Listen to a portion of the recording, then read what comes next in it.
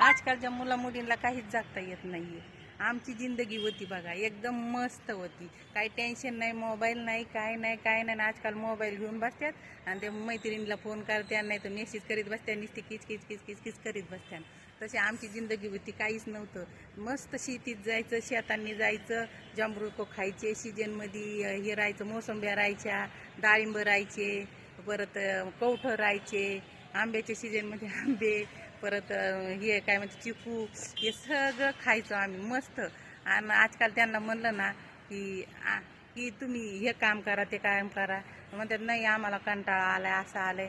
आणि आम्ही दणादण कामं करायचो, खायचो पण, मस्त राहायचो पण, एकदम स्वस्त. आणि आम्ही म्हणलो ना आता कामं करा, नाही बाई हे दुखतंय ते आम्ही तर काही दुखायचं आणि काही इशेच नव्हता. लग्न होतरीच दुखण्याचा आणि कशाचा काही इशेच नव्हता.